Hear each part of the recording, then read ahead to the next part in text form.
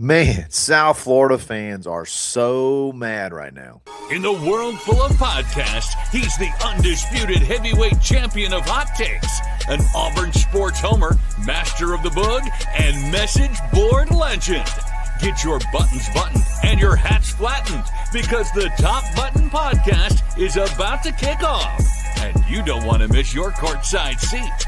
Now, here's your host, Charlie Five. Yes, sir. We're back. It's another episode of the Top Button Podcast. I'm your host, Kyle Rush, a.k.a. Charlie Five, and we are ready to get after it. Alex Golesh has really upset the South Florida fan base, a couple ones in particular we're going to talk about. And I'm just shocked that I'm shocked that there's no self-realization or the little amount of self-realization there actually is in that fan base. Auburn adds a point guard from the portal, and then I want to give Jackson Koivun his flowers. We're going to do that. We're going to talk men's golf and the perspective we need to have over this kid that's been here and the success he's had is just incredible. Before we do that, I want to give a shout out to our boy Ford Stokes with Active Wealth, the tailgate extraordinaire, and also retirement planning extraordinaire as well. Reach out to him today. If you listen to the show, you can get a free report to maximize your Social Security. You can do all kinds of things to plan out your retirement to your age of 95, and you can book directly into Ford's calendar using calendly.com/Ford Stokes. Again, only available to Auburn the Barn listeners, Top Button Podcast, Village Vice, all that stuff. So make sure you show him some love. It's Ford Stokes with Active Wealth. I missed this article, apparently, but it was in the USA Today. Golesh did an interview, and he's asked essentially why he took the Auburn job. Why did you leave South Florida, and why did you take the Auburn job? And this quote has just gotten people irate at South Florida. Okay, so he says, I felt like you could win a national title here, where at South Florida, I think you and everybody else knows you're never going to get there. That's not that controversial, is it? Like, are we in fantasy land? I mean, Auburn's actually won a national championship in the last 25 years. Auburn's actually played the last 2010, I guess that'd be 16 years. Auburn's actually played for one, shortly thereafter.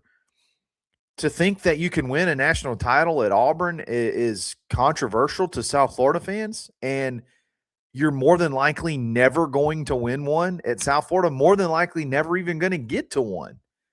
Not even more than likely. You're never going to get to a national championship at South Florida. It's never going to happen.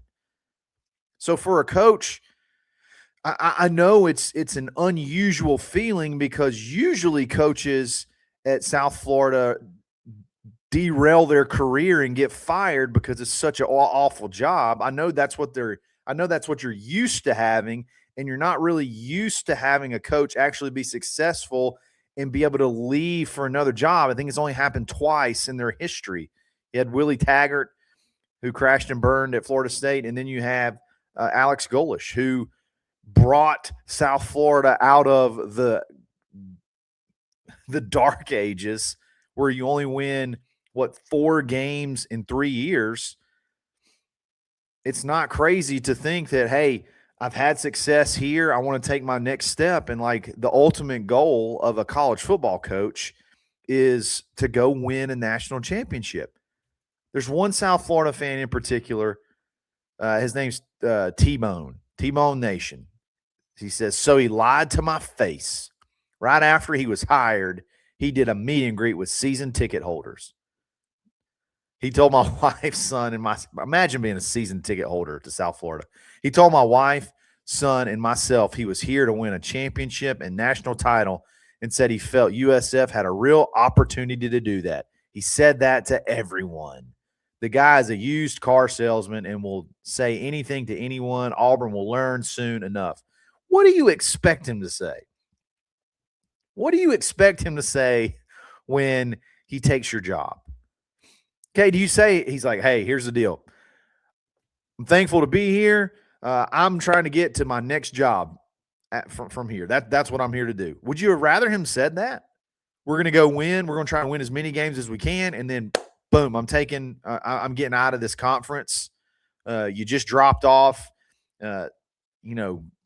Cincinnati, USF, SMU. So this conference is trash. I don't want to be. I want to be here a short amount of time as I can, win as many games as I can, and turn this thing around, which he did in 1 year. And then I'm going to go take my next job. Is that what you would rather him say? You can tell when people have never been there before and they've never experienced things like that. Like, no coach has ever left Auburn and gone and taken another job. They either retire here or they get fired. They've never – it's not like you go find – Auburn is maybe not the top destination job, but it is one of those that can be a destination job. The first time that a coach leaves Auburn for a quote-unquote higher job or quote-unquote better job will be the first time. It just blows my mind. I see things like he inherited one of the most talented rosters in the AAC and couldn't win a conference championship. It's like, I mean, I literally saw that in a tweet. Like, there were like bullet points of why Golesh is a bad coach. And one was he inherited the most talented roster in the AAC. The most talented roster won one game the year prior. One. How is that the most talented roster? And then what they'll throw back is the strength of schedule the year prior, because they did play Cincinnati, SMU, and UCF, and those teams went on to, different conferences. Well, that's only three. That's only three teams. You lost 10. You lost what? 8 more games, or 7 more games. It's an awful job. This idea that it's just chock full of NIL and anybody can win there is garbage. Charlie Strong couldn't win at South Florida. Charlie Strong was a stud. I know he struggled as a head coach at Texas, but like, he's a great coach. Like, that should have been a pretty easy deal for him to recruit that area. I mean, being his ties to the University of Florida, couldn't do it. Jeff Scott was one of the hottest up-and-coming coaches coming off like a national championship. Can't win. You don't even have your own stadium. Like, I don't understand the just not being able to understand who you are and grasp who you are as a program. Auburn, in their darkest time, your coach ran to Auburn in the darkest time of Auburn football. Ran to Auburn after a 9-3 year. Probably could have brought back a lot of that team and had an even better year the next year. But yeah, he ran to Auburn, and I mean, he did take some of the better players off of that roster and took him with him. I know that stinks, but that's South Florida in today's game. That's who you are. Like, just own that, and now you can become like instead of like being sour, you can become like the program that's maybe that Golesh has built it to where it can be a launching pad for coaches instead of a black hole for coaches. You got guys like Skip Holtz, can't win. Charlie Strong can't win. Jeff Scott can't win. Like, just accept it. Accept who you are, and it just is what it is. I think everybody here is excited about what Golesh brings and what he can do, and we'll see. We'll see what happens. But yeah, they're mad. They're big mad right now. Want to talk about this point guard edition, and I want to talk about Auburn golf and Jackson Koivun in particular in just a second. But before we do that, let's give a quick shout out to the PTAC Precision Tune Auto Care in Opelika. I got to head there. I think I got an appointment for tomorrow to have my regular oil change and service. Going to have a couple other things looked at, and I know that they're going to be honest. It's not going to be a fleecing maximization of a visit from a revenue standpoint. I can trust everything they say and know that if they tell me something serious, then I believe it's serious. Auto hospitality is the next big thing. They're doing it here and in their Alabaster location, locally owned and operated. Show them some love. It's Precision Tune Auto Care. And then, guys, I'm going to beat it until you get tired of it. Buy Auburn.dadgum.com. Be who you say you are, just like Alex Golesh says. Do business with Auburn people everywhere. We've got a professional business network, over 20 businesses now, and continuing to grow, adding seemingly new ones every single day. If you want to list your business here, it's less than $1 a day. You can have this message shouted to a lot of different Auburn fans, Auburn listeners. Do business with Auburn people before you do anything.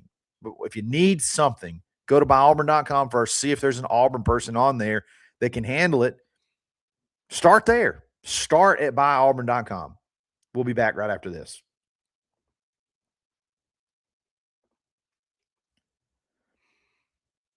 All right, let's talk about George Kimball, the third point guard from Vanderbilt. Just added yesterday. I haven't had a chance to talk about him yet. So, real quick, if you look him up, you're gonna be like, "What the heck? He didn't play at Vanderbilt last year." He had a knee injury in the spring of last year. Okay, and it took him out for the whole season. I think in January he was released as far as like being back to full speed and being able to practice. And I think there's a couple of quotes of him saying, I kind of feel like myself again, back to full speed, and there should be no lingering effects of that said injury. So you don't have really anything to go off of from last year. But if you look at his season from 2 seasons ago at Eastern Kentucky, you're going to get excited. He had 18 points, 3 rebounds, and 3 assists per game. Really good, pretty good 3-point shooter. I think somewhere around 35%. Really good from the free throw line as well. And crazy defender, like just nasty, nasty defender. If you want to look at like how his game translates against, a potential like Power 5 competition, Power 4 competition, they played Louisville that year, and he scored 24 points. He had 24 points. Let's see. 24 points. He had 3 assists, 3 steals. There you go. 3 steals. So he almost averages 3 steals a game. Like very, very good defender. And they also played Pitt that year, and he had 16 points and let's see, 1 rebound. So shot really well from 3 in both of those games. He was 4 of 10 from 3 against Louisville, and he was 4 of 7 from 3. So that's 8 of 17. That's right, almost 50% in those 2 games. You always want to see, okay, sure, he slapped up on the Austin Peays and the Lipscombs and the Florida Gulf Coasts and the Stetsons. He whipped up on those guys, but how did he do against some of the better competition that he played? And there you go. Played Louisville and Pitt and showed out for the most part. So how does that factor into the lineup and how he fits in with, Tahad and Overton? To me, it's perfect. It's like the perfect marriage. If he's okay, which it seems he is coming off the bench and spelling Tahad. And the cool thing is that you can have this really neat rotation of those 3 guys where, Kimball comes in at point, maybe Tahad slides over and gets some action at the 2. You could even put Overton at wing if you wanted to and run a really fun small ball lineup. Like, you just got a guy with experience that, has scored a bunch of points that's going to come in and hopefully be able to actually give Tahad meaningful rest So it's not so demanding on him to grind all year long, especially when you get into that SEC schedule. Holy cow. I mean, Tahad was playing, especially in that NIT run. I mean, he's playing almost 40 minutes a game. Like that's just a big, big load. And so I think the hope is George Kimball can not only just you put him in there and survive, but maybe he can go in there and thrive and be a really, really good sixth man off the bench. So that's a big addition. It's so hard to convince somebody to come play behind Tahad Pettiford. I feel like that's just almost an impossible task because why do guys go in the portal? They either want more money or playing time.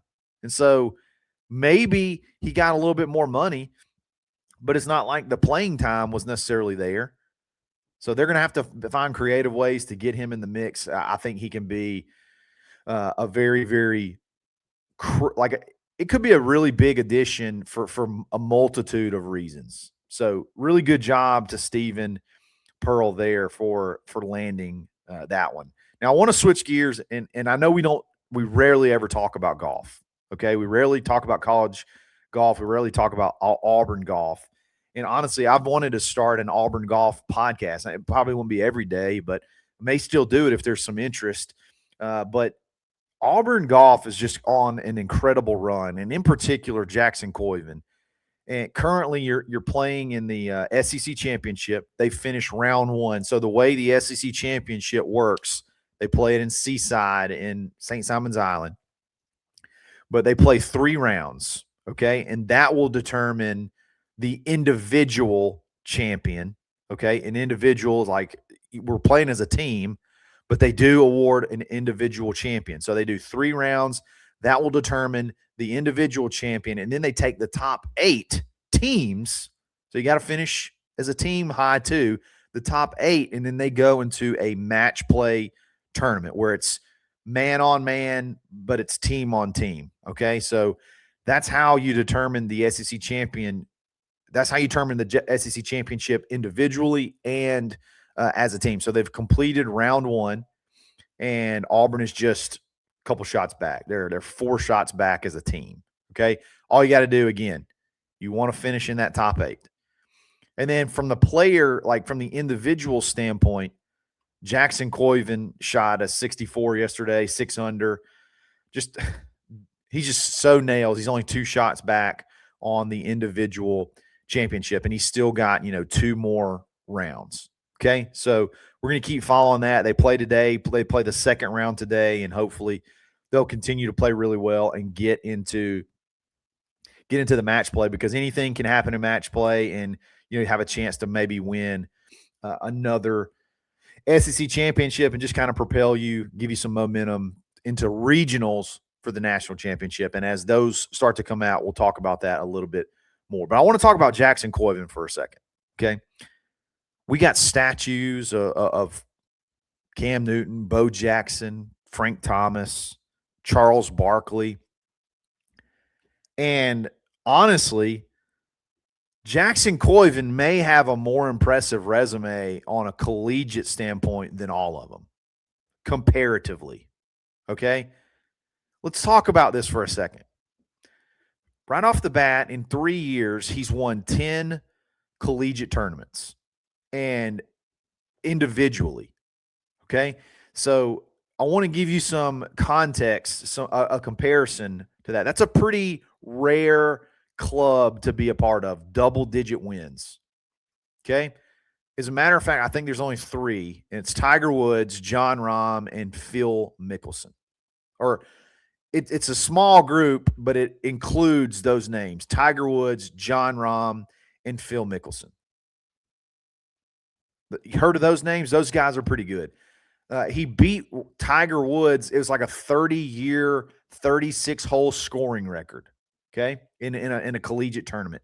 So he broke a Tiger Woods record, and he's won essentially every single Heisman level award that you can win as a collegiate golfer. So like if you're talking about winning a Heisman, gets you a statue. I don't know where they'd put the statue. I guess up at the golf at the golf complex, and then nobody would ever see it. but he's won those level awards already. He won that actually his freshman year, which is just insane to think about. Think about this. This is what's crazy. Okay. In 2025, he played he got several appearances in a number of PGA Tour events as an amateur. Okay. So what that means is if you want to still play college golf, which this is funny that we're still pretending that there's amateurs out there and they're not already making money, because I'm sure he's making a nice NIL salary. But if you go play in a PGA Tour event as an amateur, you can do that. You just can't win any prize money. So you go play for the love of the game. All right. So last year he played in several events and he had 1, 2, 3, 4. He had 4 top 11 finishes, 2 top 5s, which is wild. If he would have played on the PGA Tour that year, he would have won over $1 million. And he wasn't allowed to take any of it. I mean, this kid's unreal. And he's right in the thick of potentially going for a three-peat as the individual SEC champion. Yeah, he's won it in back-to-back years. And I think the only time that's been done is like all the way back to like the 60s. And he has a chance to do the three-peat, which will only be done, I think, the second time. I mean, he's literally he's one of the best Auburn athletes ever.